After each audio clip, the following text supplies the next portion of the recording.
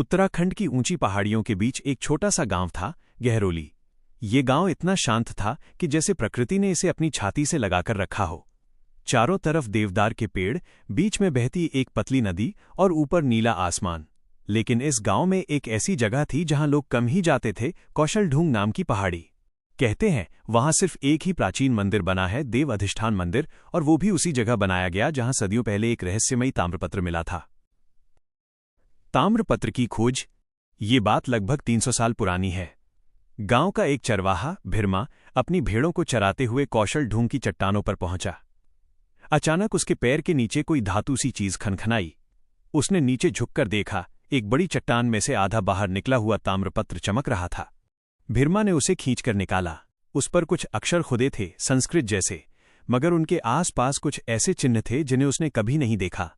जब वो ताम्रपत्र लेकर गांव आया तो बुजुर्ग डर गए। वे बोले, यह देवताओं की वस्तु है, इसे छेड़ना ठीक नहीं, इसे वहीं रख दो जहां ये था। लेकिन गांव के सबसे बुद्धिमान संत आचार्य ईश्वानंद ने कहा, ये कोई अपशकुन नहीं, ये तो देव संकेत है, इसे समझने की कोशिश करो। रात की पहली घटना। आचार्य ने रात में दीपक जलाया, ताम्रपत्र को अपने सामने रखा और मंत्र जाप शुरू किया। मंत्र की धुन जैसे जैसे तेज हुई, ताम्रपत्र धीरे धीरे चमकने लगा। उस पर खुदे अक्षर धीरे धीरे शब्दों में बदलने लगे।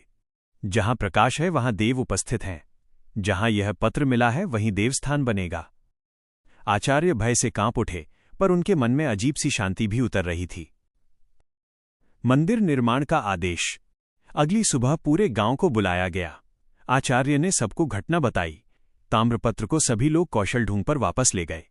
जैसे ही ताम्रपत्र को उस चट्टान पर रखा गया, जमीन हल्की सी गुनगुना उठी, पत्तों में से हवा की आवाज बदली और दूर पहाड़ियों पर घनघोर डमरू जैसा नाद गूंजने लगा। गांव वाले समझ गए, देवताओं का आदेश है, यहां मंदिर बनना चाहिए।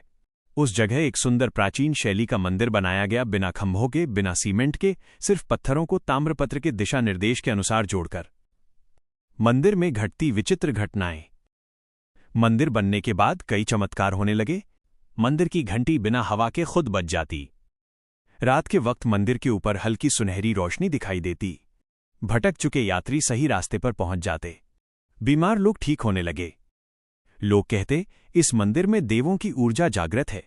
लेकिन सबसे रहस्यमयी बात यह थी कि ताम्रपत्र को मंदिर की दीवार में सुरक्षित रखा गया, लेकिन हर पूर्णिमा को वो चमकने लगता था, जैसे कोई संदेश देना चाहता हो। भावनात्मक मोड़। दिव्या और आरव की कहानी। गांव में रहने वाले दो बच्चे दिव्या और आरव बचपन से ही इस मंदिर के रहस्य को जानना चाहते थे। दोनों का दिल साफ था और उनका विश्वास देवों पर अटूट। एक दिन दिव्या गंभीर रूप से बीमार पड़ी। डॉक्टरों ने भी हाथ खड़े कर दिए।